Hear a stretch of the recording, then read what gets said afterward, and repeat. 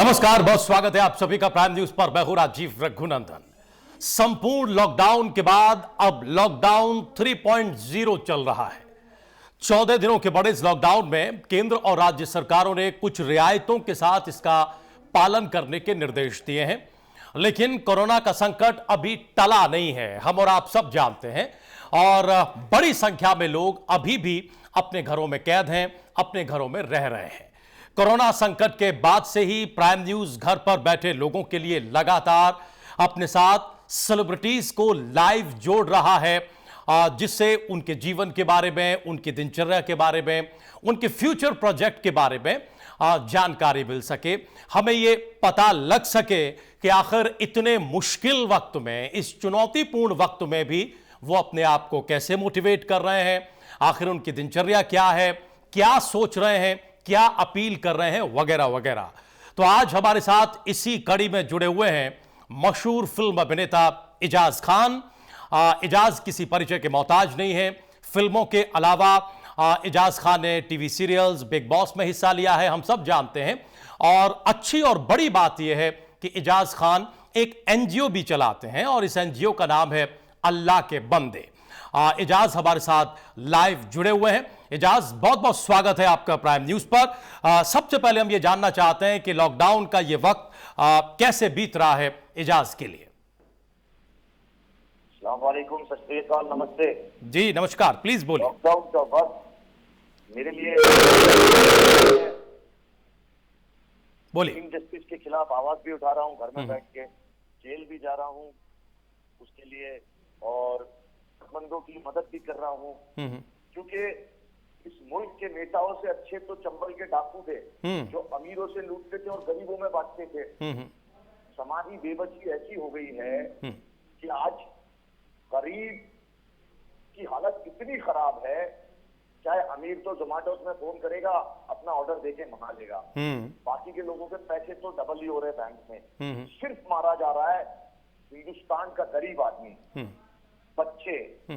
ये इस तकलीफ में है कि मुझसे तो नहीं देखा जाता, और मैं इसके लिए जेल भी जाऊं और इनसे कह दो कि जेल की तादाद बढ़ा दे। जिंदा है अभी देश में सच बोलने वाले, तो सच तो मैं बोलता रहूंगा, क्योंकि मुझे जितने लोग फॉलो करते हैं, मेरे पास एक प्लेटफॉर्म है, उससे मैं हमेशा सच कहता रहूंगा इन लोगों को, चाहे जो हो जाए। अच्छा एजाज, देखिए हम जरूर ये जानना चाह रहे थे एजाज, हम ये जो आपके जीवन का हिस्सा है, आपके जीवन में कुछ चीज़ों को लेकर इतना जो गुस्सा है, उस पर हमारे जहन में सवाल था। हम ये सोच रहे थे कि इस सवाल को बाद में रखेंगे, पहले कुछ लॉकडाउन और आपकी दिनचर्या और बाकी जो आप कर रहे हैं, ख़ासतौर से फिल्मी करियर में, उस पर बात कर लें। लेकिन आपने शुरुआत में ही चूंकि इस तरह का जिक्र कर दिया है, तो हम ये जानना चाहते हैं कि आखिर ये गुस्सा क्यों है, यानी सिस्टम को लेकर इतनी फ्रस्ट्रेशन एजाज खान के भीतर किस वजह से है। हम तो नहीं देखते कि फिल्म इंडस्ट्री में बाकी जो अभिनेता हो उनके भीतर इस तरह की कोई फ्रस्ट्रेशन या गुस्सा रहता हो।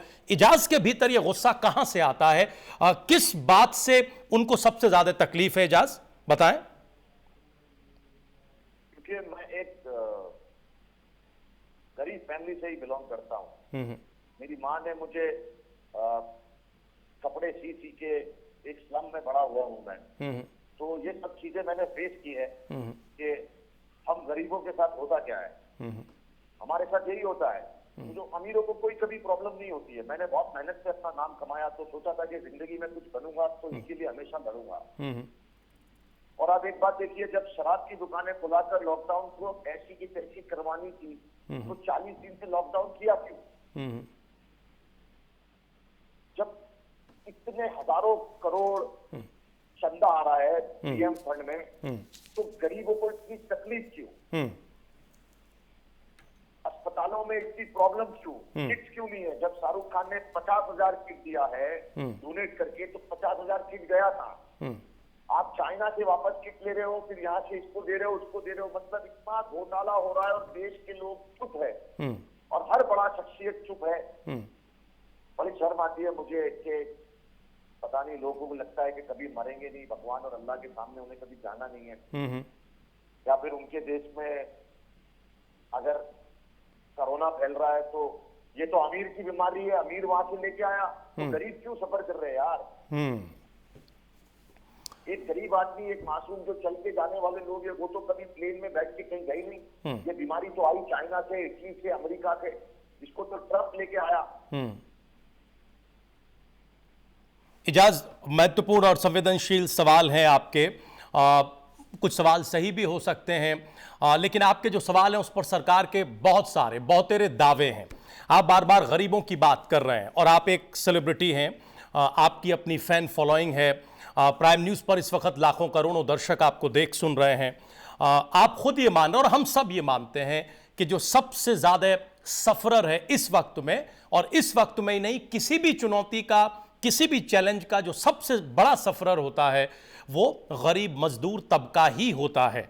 तो इजाज, प्राइम न्यूज़ के जरिए कोई अपील करना चाहते हैं उन हमारे गरीब मजदूर भाइयों के लिए जो जो जो आपकी अपील को सुनकर कम से कम इस लॉकडाउन में कुछ एहतियात बरतें जिससे कि वो इस संक्रमण से बच सकें? इजाज, मैं ये कहना चाहूंगा सारे लोगों को, फर्स्ट ऑफ ऑल कि आप घरों में रहे, के घर में ही आप सुरक्षित हैं। अगर आप घर से बाहर निकले, अल्लाह ना करे, भगवान ना करे, जीजस ना करे, वाहिगुरु ना करे, अगर आपको ऐसा कोई वायरस पकड़ लेता है तो आपको सुविधा देने के लिए कुछ नहीं है, याद रखना। तो आप घरों में रहे, अपने बीवी बच्चों के साथ रहे, सतर्क रहे, क्लीन रहे और ऊपर वाले से दुआ करें कि हमारे देश के हालात, हमारे भारत देश के हालात ठीक हो जाए। मैं जानता हूं आप लोगों के पास राशन की कमी है, दवाइयों की कमी है, पैसे नहीं है। मुझसे कितना जिसके लिए हो सकता है मैं कर रहा हूं। और मैं ये जो अमीर लोग हैं और जो थोड़े सारे ठीक ठाक लोग हैं, आप अपने आसपास के लोगों को मेहरबानी करके देख लीजिएगा, वरना एक दिन ऐसा आएगा आप तो इस दुनिया में नहीं रहेंगे, लेकिन आपके अकाउंट में जो पैसा होगा वो ये बैंक वाले खा जाएंगे। बहुत महत्वपूर्ण बात आप कह रहे हैं इजाज। हम आपके साथ नहीं, हम आपके साथ ये अपील करना चाहते हैं और प्राइम न्यूज़ ने तमाम बार ये अपील की है। आज इजाज हमारे साथ जुड़े हुए हैं कि कृपया करके देश के एक नागरिक होने की जिम्मेवारी समझें। इजाज खान ये कह रहे हैं, प्राइम न्यूज़ भी आपसे अपील कर रहा है कि केवल सिस्टम के भरोसे न बैठें। इस चुनौतीपूर्ण वक्त में आप जितने ज़्यादा लोगों की मदद कर सकते हैं अपने आसपास, कृपया करके ज़रूर मदद करें। केवल अच्छी बातों को पढ़ लेना, एक दूसरे को फॉरवर्ड कर देना, जिम्मेवारी यहीं खत्म नहीं हो जाती। हमारी जिम्मेवारी है इस चुनौतीपूर्ण वक्त में हर उस व्यक्ति को मदद देने की जो संकट से जूझ रहा है और जो हमारी जानकारी में है। इजाज, कुछ फिल्मों की बात करते हैं, फिर इस बात के सिलसिले को आगे बढ़ाते हैं। हमें ये बताइए कि आजकल क्या चल रहा है हिंदी फिल्म इंडस्ट्री में, कौन कौन सी फिल्में, कौन कौन से प्रोजेक्ट आप कर रहे हैं? हमने देखा अभी जब हम रिसर्च कर रहे थे कि दक्षिण की फिल्मों में आपको बड़ी कामयाबी मिली। दक्षिण की फिल्मों का क्या प्लान है? हिंदी की फिल्में इस वक्त ज्यादा हैं आपके पास या साउथ की फिल्में ज्यादा हैं? मैंने साउथ की ज्यादा फिल्में की है क्योंकि साउथ में इतना भेदभाव होता नहीं। मैं विलन करता हूं तो कॉन्ट्रोवर्सी, यहाँ पे अगर मैं सच भी बोलता हूं तो लोग पूछते यार यू आर, तो वहां पे मुझे, यहाँ पे क्या होता है कि आदमी मुझे लेने से डरता है कि कभी कोई कंट्रोवर्सी में तो मेरे को छोटे जो डायरेक्टर्स हैं जो बनने आए हैं यहाँ पे, कुछ जिनको पहली फिल्म, वैसी मेरे पास कम से कम अच्छी फिल्में हैं 8-10। एक है भाईजान, मेरी एक बहुत अच्छी फिल्म थी लकीर का फकीर, आप देखिए बहुत अच्छी फिल्म है। लॉकडाउन में लोग उसे देख रहे, 10-12 मिलियन उस पर वो आ गए। और एक फिल्म है मेरी लव डे, वो देखिए आप लॉकडाउन में, अगर आपको दोस्ती पसंद है, दोस्ती पे फिल्म है। और मेरी एक फिल्म कंप्लीट हो गई है भाईजान, जो इसी पे है कि एक इंसान होता है, वो डायरेक्टर साजिद मेरे पास आया तो उसने बोला भाई आपकी जो सोच है कि ये हिंदू मुसलमान एक हो जाए और सरकार के खिलाफ हो जाए तो कोई सरकार नहीं बचेगी। तो वो उसी पे फिल्म है कि एक आम आदमी सरकार के और लोगों के खिलाफ होकर हिंदू मुसलमानों को एक कर देता है और हिंदुस्तानी बनाता है, और कैसे उसको रिजल्ट मिलता है। एक मैंने नए डायरेक्टर के साथ फिल्म किया हूँ, है तुझे सलाम इंडिया। उसमें भी यही है जो आजकल होता है। देखिए जैसे ही देश के लोग कोई सवाल करने को आते हैं, आप देखिए कश्मीर में हमला हो जाता है, जवान मारे जाते हैं। कभी भी आप नोट करिएगा जब देश में भारी संक्रमण आता है किसी भी चीज को लेके, तो कश्मीर में हमला हो जाता है। मैं ये कहूंगा कि आप लाल बत्ती लगाइए, एक नहीं 2 लगाइए, लेकिन देश के जवान शहीद नहीं होने चाहिए। देश के जवान, पुलिस के लिए आप बताइए, मैं ये कहता हूं कि पुलिस के लिए, अभी मैंने एक फिल्म किया यार रब, आप देखिए वो फिल्म को, पुलिस के लिए क्या सुविधा है? पुलिस वाले बिना मास्क, बिना उसके गारंटी, मतलब मैं जानता हूं कि उनको कोई सुविधा नहीं है, क्योंकि मैं जेल गया था तो मैं 8 दिन लॉकअप में था जी। और पुलिस के साथ मुझे घुमाते थे, यहाँ से वहां घुमाते थे, ताकि मुझे भी कोरोना हो जाए, पुलिस वालों को भी हो जाए। लेकिन ऊपर वाला बड़ा जो रहम करने वाला है, आप देखिए पुलिस को सेफ्टी नहीं है। हिंदुस्तान की पुलिस जो कर रही है आज, वो उनके बच्चे नहीं है, उनको सेफ्टी तो दो। सारी दुनिया के अंदर पुलिस के लिए एक फंड निकाला गया है कि जो भी पुलिस वाला या डॉक्टर कोरोना की वजह से अगर मारा जाएगा, या सभी की सेफ्टी जरूरी है, बिल्कुल सही कह रहे हैं, सभी की सेफ्टी जरूरी है, एक फैसिलिटी है, फैसिलिटी है। और हर व्यक्ति को, खासतौर से हमारे कोरोना योद्धाओं को, हमारे जो स्वास्थ्य कर्मी हैं एजाज, हमारे जो डॉक्टर्स हैं, हमारे जो पुलिसकर्मी हैं, या कोई भी ऐसा व्यक्ति जो फ्रंट लाइन पर इस वक्त इस वॉर सिचुएशन में एक्ट कर रहा है, उन सबको सेफ्टी मिलनी चाहिए। हमें ये बताइए कि एजाज के बहुत सारे किरदार हैं, जैसा कि हमने शुरुआत में जिक्र किया कि आप एक एनजीओ भी चलाते हैं, एक एक्टर, एक अभिनेता तो आप हैं ही, बिग बॉस में भी आपने हिस्सा लिया। ये बिग बॉस का तजुर्बा कैसा रहा, और आगे इस तरह के किसी रियलिटी शो में एजाज हमें दिखाई देंगे टेलीविजन पर या नहीं दिखाई देंगे? हम ये जानना चाह रहे थे कि छोटे पर्दे से बड़ी कामयाबी, शुरुआती बड़ी कामयाबी एजाज खान को मिली। आने वाले दिनों में टेलीविजन के लिए कोई प्लान है क्या, कुछ प्रोजेक्ट्स हैं क्या? और एक ऐसा एक्टर जो कि सोशल वर्कर है या फिर जो एनजीओ चलाता है, वो एक रियलिटी शो में भी हिस्सा लेता है, उसका तजुर्बा कैसा रहा?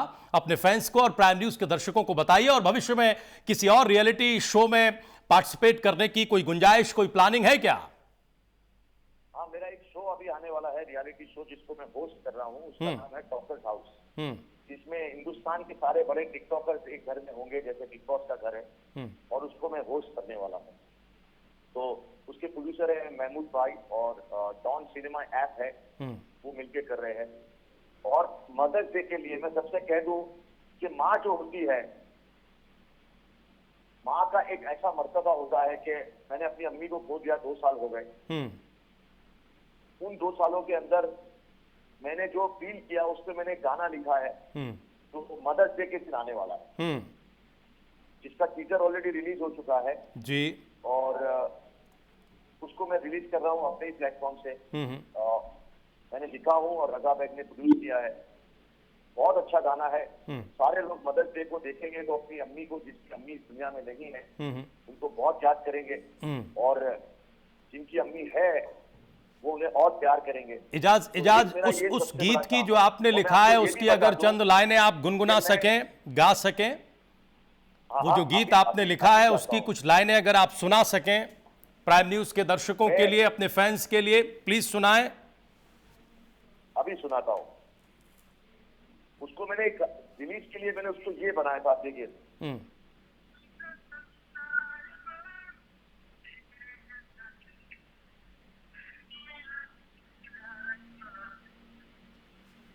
इजाज ऑडियो जो है वो ऑडिबल नहीं है, अगर उसके बोल कुछ आप अपनी जबान से बोल के बता सकें। हाँ,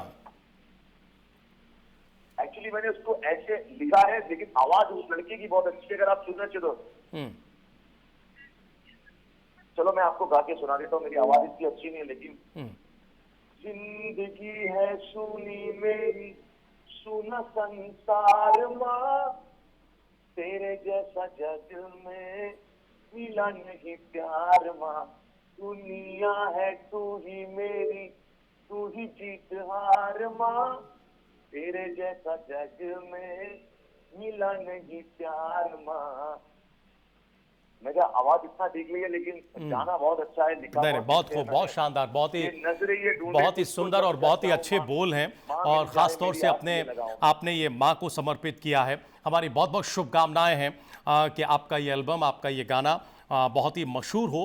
बहुत आखिर में हम ये जानना चाहते हैं कि कोई मैसेज अगर आप प्राइम न्यूज़ के मंच के ज़रिए दर्शकों को देना चाहते हो इस कोरोना के फ्रंट पर, कि किस तरह से हम इस संक्रमण से जीत सकते हैं, कैसे हम कोरोना को हरा सकते हैं और देश को जिता सकते हैं।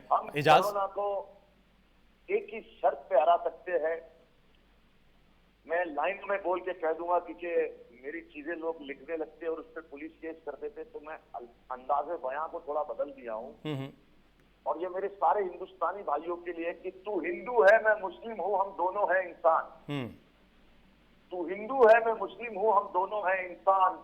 मैं पढ़ लूं तेरी गीता, तू पढ़ ले मेरा कुरान, और अपना तो बस होना चाहिए एक ही अरमान कि एक थाली में खाना खाए सारा हिंदुस्तान, और ये कोरोना वापस जाए चाइनिस्तान।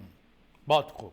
यानी जहां कुल से आया मिलाकर वहीं चाइना जाना चाहिए। कुल मिलाकर एजाज मैसेज यह है कि एकजुटता के साथ एक साथ मिलकर हम इस कोरोना को हराएंगे और देश को जिताएंगे। बहुत बहुत शुक्रिया, बहुत बहुत धन्यवाद एजाज हमारे साथ जुड़ने के लिए, बहुत सारी बातें करने के लिए, बहुत सारी अपील करने के लिए प्राइम न्यूज़ के जरिए। एजाज खान फिल्म अभिनेता हमारे साथ जुड़े हुए थे, वो ये बता रहे थे। और कोई भी शख्सियत जो प्राइम न्यूज़ पर आ रही है, आप देख रहे होंगे कि वो एक ही तरह की अपील कर रही है, और वो अपील ये है कि कृपया करके आप लॉकडाउन का पालन करें, क्योंकि ये संक्रमण बहुत भयानक है, बहुत तेजी से फैलता है।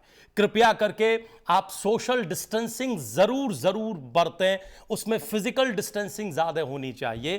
कृपया करके आप साफ सफाई का ख्याल रखें, और सबसे बड़ी बात यह कि एकजुटता के साथ अगर हम इस संक्रमण का सामना करेंगे तो कोई वो वजह नहीं है जो हम इसे हराएंगे नहीं, देश से भगाएंगे नहीं।